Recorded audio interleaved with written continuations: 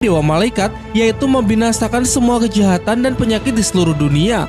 Dan inilah yang menjadi tugas dari ujian ke-8-nya, yakni mengadili kejahatan manusia dengan kuasa dari pedang malaikat.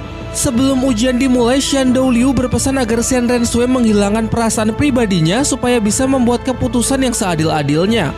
Diperlihatkan juga Xiandou Liu yang menggeleng-gelengkan kepalanya, menandakan bahwa ia sebenarnya masih belum cukup yakin kalau Xian Renshui bisa melakukannya. Ia pun kembali berpesan agar jangan menilai suatu perkara dengan benar ataupun salah dengan naif. Namun pandanglah dari sudut pandang Dewa Malaikat, terutama untuk menentukan kejahatan macam apa yang termasuk tidak termaafkan. Sebuah portal membawa Xian Renshui ke ibu kota Kekaisaran Xingluo.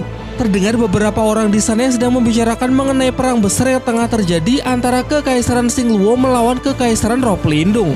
Diperlihatkan bule sedang berjalan sempoyongan akibat pengaruh alkohol.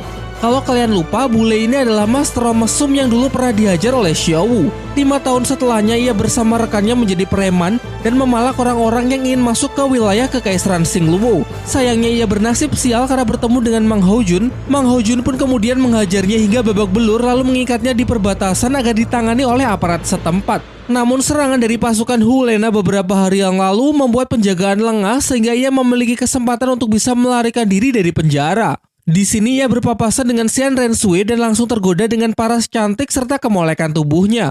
Lantas ia pun mencoba untuk merayunya dengan beberapa bualan secara tidak sopan. Hal ini membuat Xian Renshui emosi, kemudian langsung menodongkan pedangnya tepat ke leher bule sebagai bentuk penghakiman dari Dewa Malaikat. Jelas mereka berdua sontak menjadi pusat perhatian orang-orang sekitar, sehingga mereka semua berkumpul untuk menyaksikannya. Orang-orang tahu kalau bule adalah preman jahat yang telah kabur dari penjara, maka dari itu mereka kompak untuk mendukung Xian Renshui agar segera mengeksekusinya. Xian Renshui pun sadar bahwa ujian ke-8-nya sudah dimulai, sehingga ia memandang perkara ini sebagai keputusan yang harus diambil agar ia bisa lulus ujian tersebut.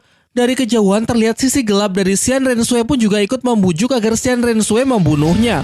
Namun nampaknya Xian Renshui sendiri memiliki keraguan setelah mengingat pesan dari Xiandou Liu yang mengatakan kalau setiap perkara harus dilihat dari sudut pandang Dewa Malaikat untuk menentukan perkara macam apa yang tergolong tidak termaafkan. Sampai akhirnya Xian Renshui pun memilih untuk tidak membunuhnya. Bule berjanji bahwa ia akan mulai berbuat baik jika Xian Renshui bersedia untuk mengampuninya. Namun untuk membuktikan agar bule tidak melakukan kejahatan lagi atau menindas orang yang lebih lemah, ia meminta agar bule melenyapkan kekuatan rohnya sendiri di hadapannya agar bisa belajar untuk memperlakukan orang lain secara adil. Bule pun bersedia untuk melakukannya.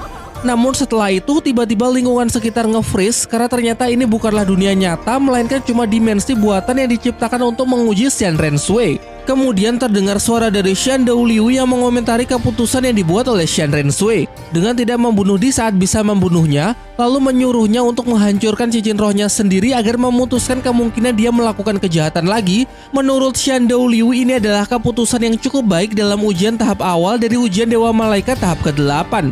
Iya, memang benar, ini hanyalah awalnya saja. Menghakimi sifat genit, serakah, iri, dan dengki dari manusia merupakan penghakiman yang paling dasar dari ujian ini. Sehingga berikutnya Xian Renshui haruslah menghakimi suatu perkara yang dinilai jauh lebih besar. Xin kembali ke tempat Tang San. Dia bersama keluarganya kini tengah dalam perjalanan menuju sekte Hao Tian. Di dalam kereta, Tang Hao kembali mengingat masa lalunya sewaktu masih menjadi murid dari sekte tersebut. Bersama Tang Xiao, ia berlatih keras hingga menjadi yang terkuat dan mendapatkan julukan sebagai bintang kembar Hao Tian. Kini setelah sekian lama, akhirnya ia bisa kembali pulang untuk membayar seluruh kesalahannya di masa lalu. Meski di dalam hatinya, Tang Hao masih memiliki keraguan apakah ia masih bisa diterima setelah meninggalkan sekte begitu lama. Sesampainya di perbatasan, salah seorang murid yang bernama Tang Yu menyambut kepulangan mereka dan menyampaikan sebuah pesan dari para tetua. Para tetua mengatakan kalau hanya Tang San lah yang diperbolehkan untuk kembali pulang, sementara Tang Hao yang telah bersalah kepada sekte tidak diizinkan untuk masuk.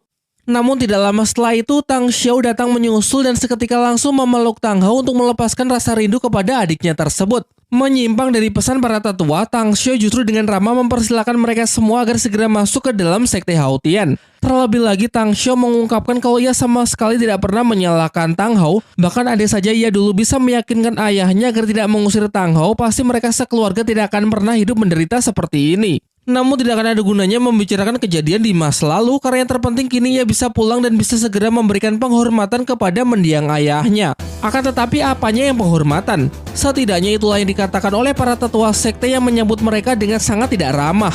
Tetua ketujuh menegaskan bahwa Tang Holayan sudah mencela